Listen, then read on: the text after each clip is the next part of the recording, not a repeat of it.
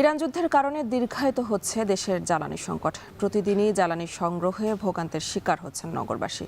যেসব ফিলিং স্টেশনে তেল সরবরাহ করা হচ্ছে সেখানেই যানবাহন ও মোটরসাইকেলের দীর্ঘ লাইন। সরবরাহ সংকটে বন্ধ অনেক পাম্প। এদিকে দিনাজপুরে পেট্রোল অকটেনের পাশাপাশি দেখা দিয়েছে ডিজেলের ঘাটতি। এ নিয়ে বিস্তারিত জানাতে রাজধানীর তেজগাঁও থেকে ফেরদৌস রহমান এবং দিনাজপুর থেকে যুক্ত আছেন কঙ্কন কর্মকার। শুরুতে চলে যাচ্ছি রাজধানীতে ফেরদৌসের কাছে। ফেরদৌস, রাজধানীর সব ফিলিং স্টেশনে জ্বালানি সরবরাহ করা হচ্ছে কিনা জানাবেন, আর যানবাহন প্রতি কি পরিমাণ তেল দেওয়া হচ্ছে?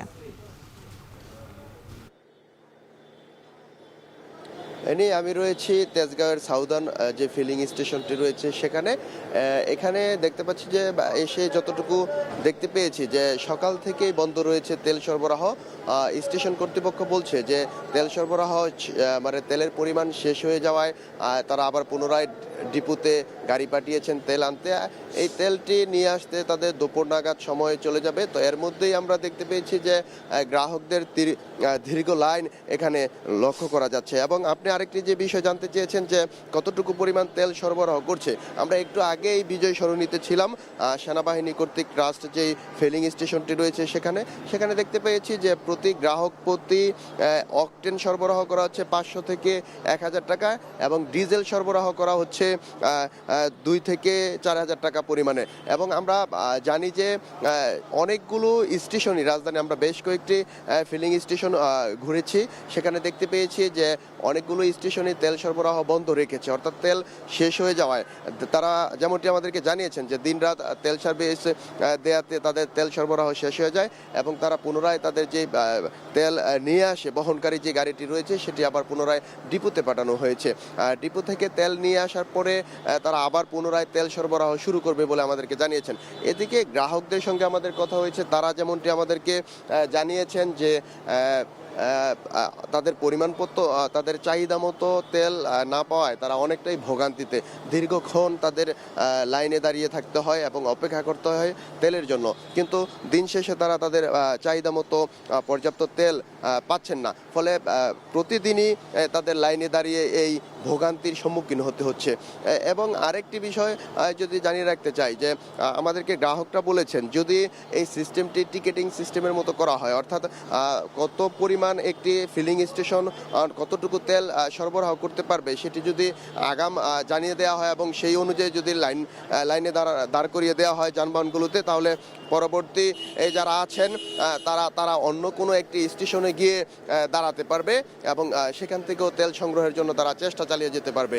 তো এই ছিল এখান থেকে সবশেষ। আমি চলে যেতে চাই, আমার আরেক সহকর্মী রয়েছে দিনাজপুরে, কঙ্কন, তিনি জানাবেন আমাদের সেখানকার তেলের সবশেষ পরিস্থিতি।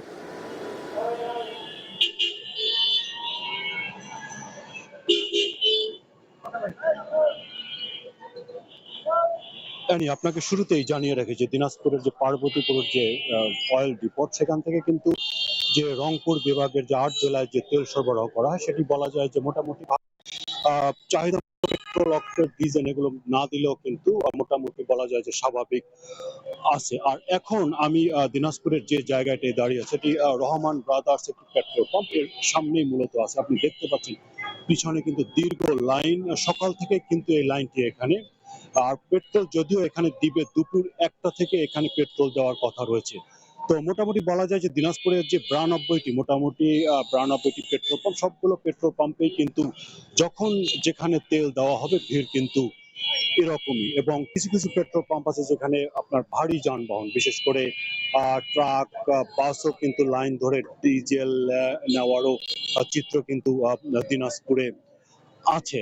আর আপনার প্রশাসনের তরফ থেকে যদি বলি, তারা কিন্তু পেট্রোল যে পেট্রোল পাম্প থেকে যে তেল দেওয়াটা তারা কিন্তু ম্যাজিস্ট্রেট দিয়ে এটি মনিটরিং করছেন। আর জেলা প্রশাসকের তরফ থেকে দিনাজপুরে কিন্তু ডিজেল বাদে কিন্তু পেট্রোল এবং অকটেন ফুয়েল কার্ড কিন্তু চালু করার চিন্তা ভাবনা করছে এবং কয়েকটি জায়গায় হয়তো আগামী 2-1 দিনে চালু হবে। এটি জেলা প্রশাসকের তরফ থেকে আমাদেরকে জানানো হয়েছে। আর আপনার এখন পর্যন্ত কিছু কিছু পেট্রোল পাম্পে কিন্তু অনিয়মেরও কিছু রিপোর্ট হয়েছে। আপনি জানেন যে এখন পর্যন্ত দিনাজপুরের বিরামপুর উপজেলায় কিন্তু একটি পেট্রোল পাম্পকে জরিমানা করা হয়েছে। সেখানে আপনার এই পেট্রোল কম দেওয়ার অভিযোগে তাদেরকে একটি জরিমানা করা হয়েছে। তো আপনার এর বাইরে যদি বলি, কৃষিতে কিন্তু ডিজেলের যে কৃষকদের যে ডিজেল সরবরাহ সেটি কিন্তু তারা অনেকটাই ভোগান্তির শিকার হচ্ছেন, এবং কৃষকরা বলছেন যে তাদের সেচে এবং যেসব জমি ট্রাক্টর দিয়ে চাষ করা হয় তারা কিন্তু ভুক্তভোগী হচ্ছেন, ঠিকমতো সময় মতো চার্জ দিতে পারছেন বা ডিজেলের খরচটা তাদের বেশি হচ্ছে, এমনটি তারা অভিযোগ করছে।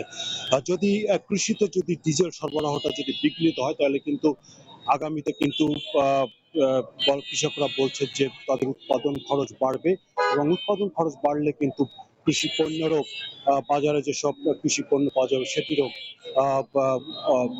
দাম বাড়বে বলে কৃষকরা বলছেন। এই এই ছিল মোটামুটি দিনাজপুর থেকে পেট্রোল এবং ডিজেল জ্বালানি তেলের সর্বশেষ খবর। দেশের জ্বালানি পরিস্থিতি নিয়ে জানাচ্ছিলেন সহকর্মীরা।